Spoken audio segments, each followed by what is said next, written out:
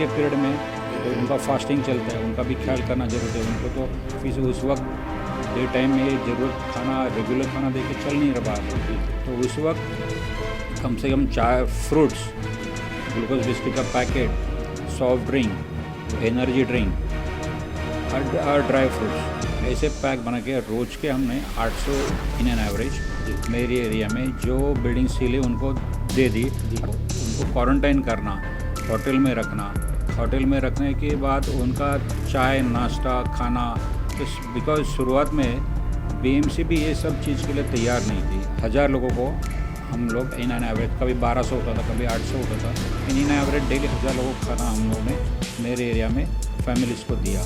उन्होंने डिसीजन लिया है, भाई जगताप साहब बोलो, मिलिंद देवरा बोलो, राहुल गांधी बोलो, नाना पटोले साहब ने इंडिपेंडेंटली लड़ने का, तो उनके निर्णय से मैं सहमत हूँ।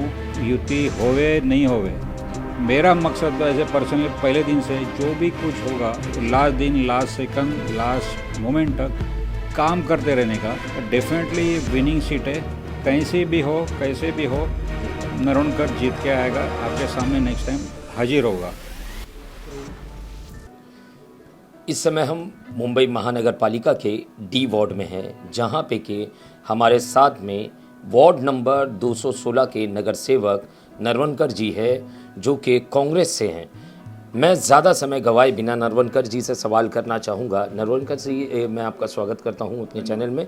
सर, मेरा पहला सवाल होगा कोरोना को लेकर। कोरोना महामारी पहले दिन से जिस तरीके से मुंबई भर में एकदम सख्ती से लॉकडाउन लगा, लोगों को काफ़ी दिक्कतों का सामना करना पड़ा, अनाज के लिए, खाने के लिए, फूड के लिए, दूध के लिए, बच्चों के काफ़ी तकलीफ़ें उठानी पड़ी, कामकाज पूरी तरीके से ठप पड़ा था, बंद था, जनता परेशान थी।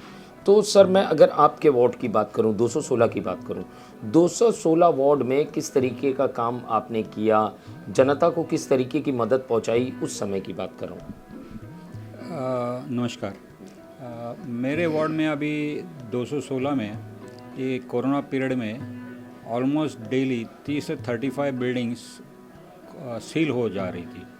जहाँ 5 या 5 से ज़्यादा पेशेंट रहते थे, तो उस वक्त के नियमों की वजह से वो बिल्डिंग को सील किया जाता था।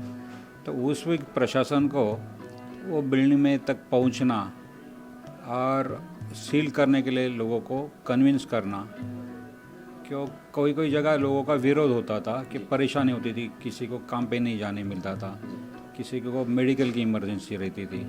तो उस वक्त प्रशासन और हमारे यहाँ के रेसिडेंट जनता, वोटर्स, उनको साथ में लेके सहयोग करके काम करवा लेने की कोशिश की। उसका एग्जाम्पल ऐसे है कि उस वक्त जिसको हुआ तो उसके पड़ोसी, उसके घर वाले, उनका जो इफ़ेक्ट है, उनको पेशेंट को तो एडमिट करवाने के लिए कस्तूरबा, नायर, सैफी यहाँ तो की है, लेकिन उसके साथ ही जो ज़्यादा वहाँ एक्सपोज थे उनको क्वारंटाइन करना, होटल में रखना, होटल में रखने के बाद उनका चाय नाश्ता खाना, तो बिकॉज शुरुआत में बीएमसी भी ये सब चीज़ के लिए तैयार नहीं थी, हमारे स्टाफ या प्रशासन, एडमिनिस्ट्रेशन। तो उसी वक्त लोकल जो वेंडर्स है, होटल वाले है, इस एरिया में पहले मैं काम कर चुका हूँ, इसलिए वो भी पहचान के थे, कार्यकर्ता को पता था। मैं पहले डिवार्ड में ही काम कर चुका हूँ, डिजास्टर मैनेजमेंट साइल ही मैं हैंडल करता था।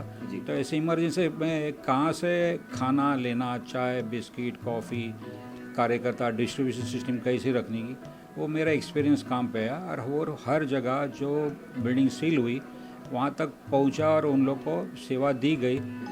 हर पर्सन जो अफेक्टेड है, जो तकलीफ में, उनको सेवा दी गई। ये एक बात हुई। उसी वक्त जो बीएमसी स्टाफ जो है काम कर रहा है रोड पे या हॉस्पिटल में, उनका भी मॉरल बूस्ट करने की ज़रूरत थी।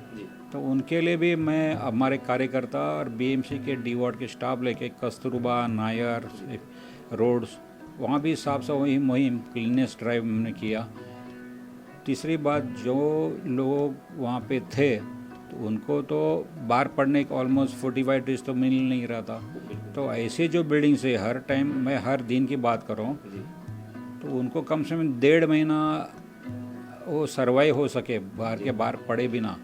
वैसे अनाज का सामान, यानी उसमें चावल आया, दाल आई, राइस आई, नमक आया, शुगर आया, कॉफ़ी आई, चाय आई, दूध छोड़ के हर चीज़, या कांदा बटाटा से भी 10-10 किलो ऐसे सब बड़े पैक करके 1.5 महीने की सामग्री हर घर में, मैं फिर से क्लियर करूँ, हर घर में, हर वार्ड का, हर घर में नहीं, जो बिल्डिंग सील हो गई उसमें 250 फैमिली हो या 300 फैमिली हो, उनको देने की हमने कोशिश कर दी। तो वैसे जो ज़रूरत की चीज़ थी वहाँ तक पहुँचाने के लिए पूरे दम तक, पूरे एंड तक, पूरे हर ज़रूरतमंद तक हमने दी गई और करते रहा हूँ। ये बात सेकंड हुई। तीसरी बात ऐसी हुई, जो मेरा कैसा जो एरिया है लो इनकम ग्रुप वाले हैं, हाथ पे हर दिन का पेट खाना चलने वाले ऐसे लोग हैं। कोई वेल्डर है, कोई बस में कंडक्टर ड्राइवर है, कोई नर्स है, टैक्सी ड्राइवर है, और कुछ तो और उससे भी ख़राब ज़िंदगी जीने वाले हैं, फाइनेंशियल भी। तो उनका तो बहुत बुरा हाल हो गया, कैसे जीना, खाना पीना। तो ऐसे जो लोग रोड पे थे उनके लिए रोज़ सुबह में 500 लोगों को चाय, कॉफ़ी, बिस्किट्स का पैकेट छोटा, मेरे कार्यकर्ता और हम लोग सुबह 5 से 7 बजे तक डेली 500 लोग बांटे थे। बाद में दोपहर को 12 से 2 बजे तक 1000 लोगों का रेडी टू ईट, जो रेडीमेड थी पूरी भाजी, हर टायर सब्जी चेंज करके 1000 लोगों को हम लोग इन एन एवरेज, कभी 1200 होता था, कभी 800 होता था, इन एवरेज डेली 1000 लोगों को खाना हम लोग ने मेरे एरिया में फैमिलीज़ को दिया। वही चीज़ रात को 750-800 लोगों को हम लोग पहुंचाते थे, तो सर्वाइव हो सके, उनको गांव भागने नहीं पड़े, भूखे रहने पड़े, भूखमारी से वजह से तकलीफ में नहीं आए, क्योंकि बहुत सारे लोगों का जॉब चला गया था। खाने पीने की जो समस्या थी वो दूर करने की कोशिश की। इतना ही नहीं, मेरे ऐसे माइनॉरिटी बहुमल एरिया मेरे पास है, ऑलमोस्ट 40% माइनॉरिटीज़ में है। तो रमज़ान के पीरियड में उनका फास्टिंग चलता है, उनका भी ख्याल करना जरूरत है। उनको तो फिर उस वक्त डे टाइम में ये ज़रूरत खाना, रेगुलर खाना दे के चल नहीं रहा था। तो उस वक्त कम से कम चाय, फ्रूट्स, ग्लूकोज बिस्किट का packet, soft drink, energy drink, हर ड्राई फ्रूट्स, ऐसे पैक बना के रोज़ के हमने 800 इन एन एवरेज मेरे एरिया में जो बिल्डिंग सील है उनको दे दी। और प्रायोरिटी भी उस वक्त ऐसे दी गई जो रास्ते पे है, जो उनका काम धंधा चला गया है, नर्स है, टैक्सी ड्राइवर है, ऐसे लोगों को देने की कोशिश की। और ऐसे हर जो आदमी है ज़रूरत में उनको तक पहुंचाने के लिए कोशिश की, और उसमें हम तो सक्सेस हो गया ऐसे मुझे लगता है। बिल्कुल सर, मैं अगर बात करूं कि जैसे कि अभी महानगर पालिका का चुनाव होना है, काफ़ी उथल पुथल वाला जो है माहौल बना हुआ है चुनाव को लेकर। एक तरफ शिवसेना राष्ट्रवादी की युति है, दूसरी तरफ भाजपा अपने दमखम पर चुनाव लड़ने की बात कर रही है। नारायण राणे जी पूरा जोर फूंकने की बात कर रहे हैं कि इस बार तो सिर्फ भाजपा का ही झंडा लहराएगा। सर, कांग्रेस ने भी कहीं ना कहीं अपने लिए अलग सा एक प्लेटफॉर्म बना रखा है, जैसे कि कांग्रेस ने निर्णय लिया है पूरी 227 सीटों पे कांग्रेस अपने दमखम पर चुनाव लड़ेगी। तो सर, मैं ये जानना चाहूँगा कि क्या कांग्रेस पक्ष या कांग्रेस के जो नगर सेवक हैं ये शिवसेना के किले को ढा पाएंगे या उन्हें मात दे पाएंगे? इस शहर में पॉलिटिकली में इस क्षेत्र में नया हुआ, अभी 4-4.5 साल हुए। तो अनुभव के बारे में मेरे लिए बड़े बड़े सीनियर लीडर्स उन्होंने डिसीजन लिया है। भाई जगताप साहब बोलो, मिलिंद देवरा बोलो, राहुल गांधी बोलो, नाना पटोले साहब ने इंडिपेंडेंटली लड़ने का, तो उनके निर्णय से मैं सहमत हूँ, साथ में रहूँगा। और युति होवे नहीं होवे, मेरा मकसद तो ऐसे पर्सनली पहले दिन से जो भी कुछ होगा लास्ट दिन, लास्ट सेकंड, लास्ट मोमेंट तक काम करते रहने का, कम अपने पक्ष का, अपना खुद का, अपने काम का, पहले का जो यहाँ का अनुभव है, महानगर पालिका में काम करते समय भी, नौकरी करते हुए कभी भी कोई कॉन्ट्रैक्ट बिल्डर से कभी मैं ये चाय कॉफ़ी भी लेने के लिए तैयारी नहीं दिखाई। काम काम काम करते रहने का, और मेरा शौक़ है, वही मैं अभी भी फॉलो कर रहा हूँ।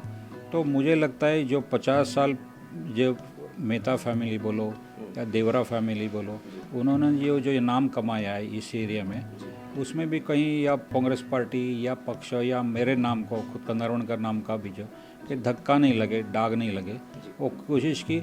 और वहाँ मुझे तो लगता है मैं सक्सेस हो गया हूँ। और जो आप देखोगे, जो अभी परफॉर्मेंस रिपोर्ट हमारी आई, तो जो हमारे म्यूनसिपलिटी के जो काम चलते हैं उसमें तो more than 97% work and a consumption of funds जी even from the first year maximum percentage performance मैंने दिया हूँ। जी और मेरा थोड़ा काम करने का स्टाइल ज़रा अलग है। जी तो यहाँ डिप्टी कमिश्नर बोलो, एडिशनल कमिश्नर बोलो, उसे लेबर मुकदम हर जो पर्सन को मैं पहचानता हूँ और वो लोग भी, उनको भी अच्छा लगता है कि अपना एक आदमी नगर सेवक बना है। तो मेरी प्रॉब्लम उल्टी होती है, जब कंप्लेंट फ़ोन पे आती है या व्हाट्सएप आ जाती है ना, तो तुरंत मैं उसी समय शाम को, रात को 2-3 बजे तक मेरा फ़ोन चलता है, फॉरवर्ड करता हूँ। सुबह वो कंप्लेंट काम चालू हो जाता है। कंप्लेंट होगा 4 घंटे में, 4 दिन में होता है, लेकिन तुरंत रिजल्ट आता है। दूसरा क्या होता है, प्रशासन की या जो प्रजा ने जो सर्वे किया है, उनकी सिस्टम किया है फाउंडेशन, कि वो लोग देखे complaint must come to the ward में कंप्लेंट ऑफिसर को, कंप्लेंट ऑफिसर फिर भेजेगी ward office assistant junior sub year, वो अटेंड करके बाद में रेफर दो। वो पेपर पे जाना या फॉलोअप करना मुझे ज़रूरत ही नहीं पड़ती, खाली फ़ोन पे या व्हाट्सएप पे तुरंत लोग काम पे लग जाते हैं, काम हो जाता है। और ज़्यादा क्या काम रहता है, कचरा या ड्रेनेज और पीने का पानी शॉर्ट है वगैरह, और ये चीज़ मेरी उनके रिकॉर्ड पे नहीं आती। तो वो वैसे देखा तो आप पूछा नहीं, फिर मैं बताऊँगा 227 में मेरा 30 नंबर आया। मेरे हिसाब से कुछ खराब भी नहीं है और अच्छा भी नहीं है। I am happy with it कि मेरा काम हो रहा है, लोग खुश है, लोगों से मेरा नंबर आने से उनको काम अच्छा हो जाने और तुरंत टाइम पे हो जाने को इंटरेस्ट है। उनको प्रजा से या हमारा और कोई प्रशस्ति पत्रक देते, बहुत जन ने दिया, उसमें देखने में इंटरेस्ट नहीं। उनको क्या लगता है हमारा नगर से अवेलेबल है कि नहीं, काम हो रहा है कि नहीं, और उसमें मैं फुलफिल हो रहा हूँ, ऐसा मुझे लगता है। बिल्कुल सर, असली प्रजा तो प्रजा फाउंडेशन है, वो एक संस्था है। असली प्रजा तो आपके क्षेत्र की जनता है। वो जो वोट देगी उससे पता चलेगा कि नंबर किसका ऊंचा है। सही बात है। तो इसीलिए मैंने बोलता हूँ भाई साहब कि उस ढंग से मैं ना कभी इलेक्शन 6 महीने में आने वाला, 4 महीने वाला और 4 साल है, कभी भी मैंने सोचता ही नहीं दिल में। अगर पहले दिन से फर्स्ट ईयर भी मैं मैक्सिमम परसेंट ऑलमोस्ट 99% मैंने फंड कंज्यूम किया था, सबसे ज़्यादा किया था। उल्टा नेक्स्ट ईयर का पैसा मुझे उस वक्त क्लियर करना पड़ा। तो सेम सिस्टम में कंटिन्यू कर रहा हूँ, एडवांस में काम डाल रहा हूँ, और ऐसे देखता हूँ कुछ काम में पैसा सेविंग हो गया तो उसको पैसा फोकट नहीं जाएगा, लेकिन it will be go refund to the BMC account. तो उसके लिए भी दूसरा पर्यायी एक सेकेंडरी वर्क रेडी चाहिए अपना। बिल्कुल वो मैं डाल के रखता हूँ, उसका एस्टिमेट रेडी रखता हूँ, काम ढूंढ के रखता हूँ, और स्टाफ भी सहयोग देता है। तो वो बचेला पैसा भी ख़त्म करने कर देता हूँ। तो that way I am leading.